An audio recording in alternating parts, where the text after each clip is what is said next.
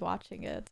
All right, top 10 things you missed in The Last of Us episode 1, you guys. If you haven't seen it, come back in 12 minutes or 13 minutes because I might pause and talk.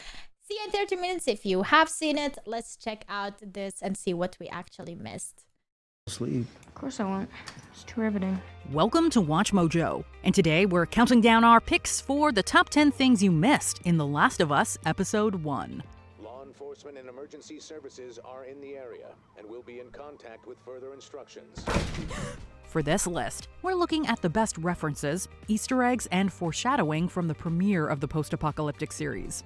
If you haven't seen the first episode or played the Last of Us game, beware of major spoilers ahead. Which U.S. state would you want to be in at the start of a fungal apocalypse? U.S. state. Which U.S. state is closest to Canada? Let us know in the comments below. Where it's colder, Number 10. Sarah's shirt may be foreshadowing. Oh, hi. Connie was asking after you. Said you hadn't been over in a while. Singing. If there was any doubt that The Last of Us TV show might be the most accurate video game representation ever made, viewers only need to look at Sarah. Players began The Last of Us game by playing as her. The show paid homage to this source material choice by letting us experience a chunk of the premiere story from her perspective. Law enforcement and emergency services are in the area and will be in contact with further instructions. Additionally, the live-action adaptation also perfectly recreated her video game concert t-shirt. Eagle-eyed players noticed that many of the tour date locations reflected places Joel would visit in the future. Based on how accurate the show has been already, Sarah's shirt likely points at where the series will go next. All right, hang on. Number 9. DVDs from the future. Hey, Mrs. Adler? Could I borrow this? Oh.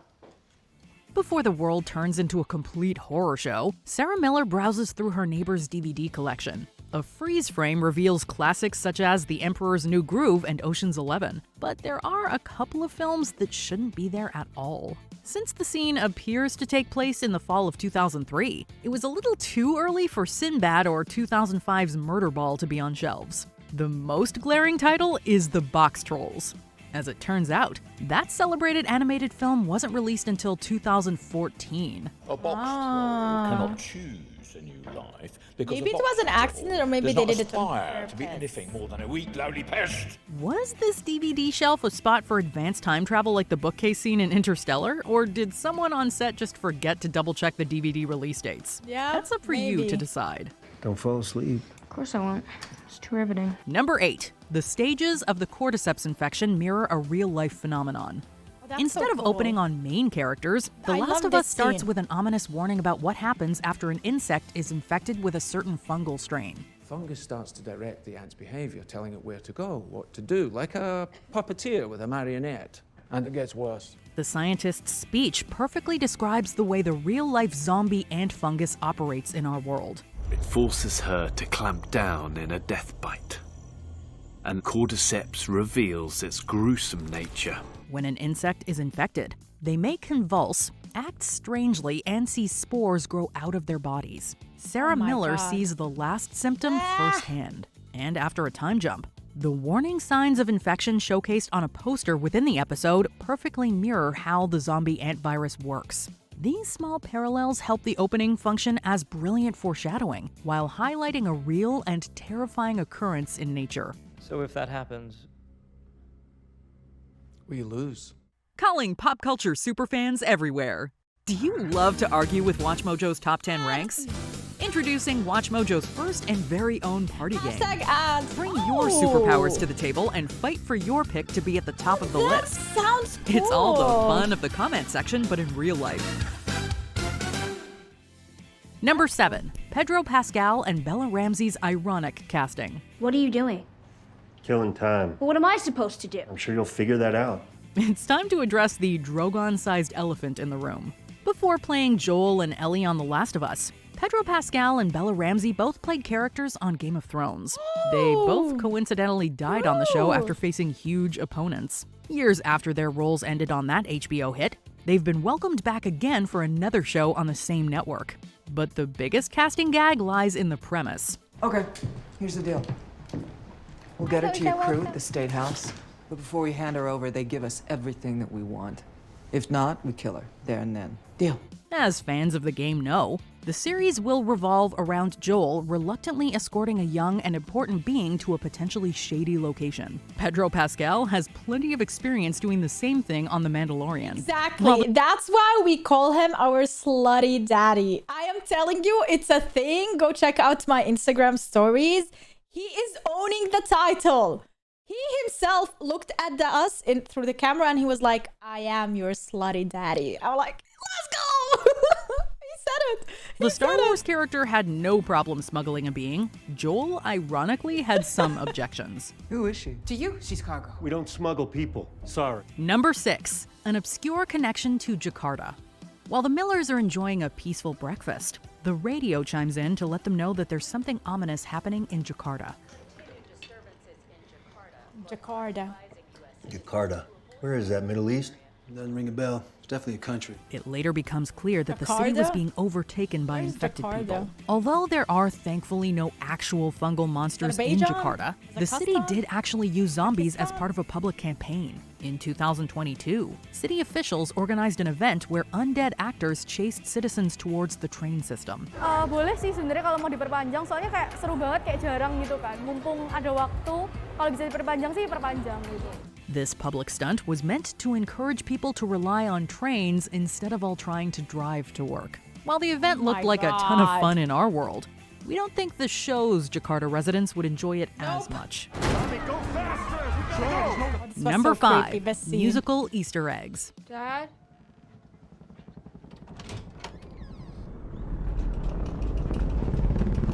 Oh man, I hate when such situations when you're in the house and it literally tells you on your TV, stay indoors, don't go out. The first thing she does is go out. Like, why do they do these dumb decisions? When Sarah is awoken by the sounds of chaos, she slowly makes her way through her home. Viewers can briefly spot a guitar stationed in the living room. For fans of the franchise, the sight of the instrument alone might get them a bit choked up. During The Last of Us Part 2, Joel finds a guitar and takes the time to sing a sweet and sentimental song to Ellie. Man. If I ever were to lose you, I'd surely lose myself. He then proceeds to give her the instrument to keep before promising to give her lessons. Unfortunately, Joel and Ellie don't get much time to work on music before they're tragically Some people don't know. Fortunately, she continues learning and eventually becomes a master guitar player.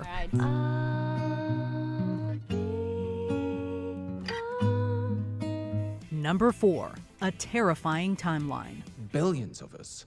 Billions of puppets with poisoned minds, permanently fixed on one unifying goal: to spread the infection to every last human alive by any means necessary. Within the world of the video game, the cordyceps outbreak began in 2013 before doing a 20-year time skip to 2033. Since the game was released that same year, it felt like the writers were warning players that a similar event could start at any given moment in our reality. The show took a different yet equally sobering approach. It's a miracle you're alive. It's a miracle any of us are alive. After kicking off the show's events in 2003, the 20-year time skip takes us to the present year of 2023. This change was likely made because the prospect of a global pandemic unfortunately no longer seems like science fiction. The adjusted timeline arguably makes The Last of Us into a more relatable story than it already was. What if because of Corona? What if, for instance, the world were to get slightly warmer? Well, now there is reason to evolve. Number 3, 2 story beats take different turns. Joel and Sarah's first encounter with an infected person notably plays out very differently between two mediums. In the game, a frenzied neighbor breaks into the Miller home and is brought down by a decisive gunshot. The show features an old friend of Joel's running out of her home before he delivers the final blow with a wrench. What are we doing, Joe? Outside of that plot point, the biggest change revolves around Joel's deal with the Fireflies. He initially agrees to work with this organization in the game to get guns that he was promised. I need something smuggled out of the city. You do that, I'll give you your guns back, then some. In the show, Joel works with the Fireflies to get his hands on transport so he can help his MIA brother. the Yeah. live-action adaptation definitely adds more urgency to his Firefly deal. Firefly like, vehicle usually means I love that in the show they made it more personal, like he's trying to find his brother, and it's not like just guns. repurpose Fedra stuff. So better than decent chance making it to Tommy in one of those. The second we hand that kid over. Y'all talk it through, but please remember that I'm bleeding out. Number 2, Ellie's big name drop. Where are you gonna go? Back to Federal Military School? You that anxious to be a soldier? You think I chose that place? They put me there when I was a baby. It's for orphans. A conversation between Ellie and Firefly leader Marlene nodded towards a huge piece of backstory. After being imprisoned by the rebel organization, the kid is understandably unwilling to cooperate. But Ellie completely defrosts as soon as she hears a certain name. Why would you terrorists dump me with Fedra? Because it's where you'd be safest, and you were safe there until you decided to sneak out. And terrorist? Was Riley a terrorist? Within the franchise, Riley was one of her closest friends in the world. Before they could explore if they could also become romantic partners, they were both bitten. Ellie was the only one who managed to survive the infection. The talented Storm Reed will portray Riley on the show. If Ellie's reaction in the first episode is any indication, the scenes between the duo will be incredibly emotional. Why won't you let me go? Such a good actress. Because you have a greater purpose than any of us could have ever imagined. Number 1. Tess actress Anna Torv played a major PlayStation character before. It's not like I planned on ripping you off. I'm sorry.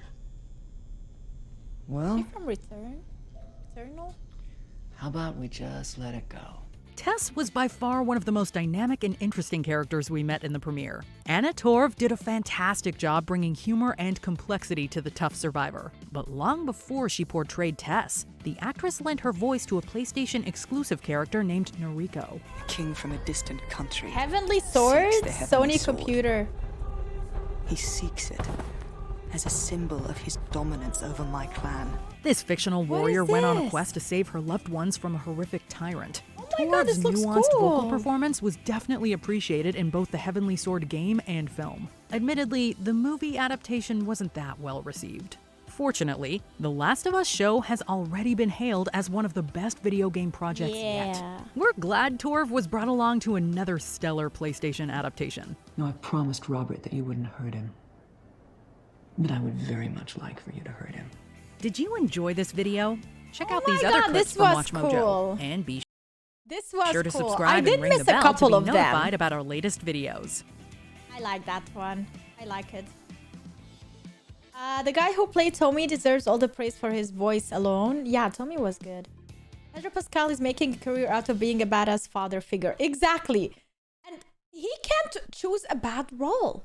Everything he acted in, it's amazing. Like, if you hear his name in a movie or a series or something, you're like, yeah, watch that. It's gonna be good. It really is. I am so happy that we have The Last of Us as an adaptation of a game and that it's really good. And I'm looking forward to the next episode on Sunday.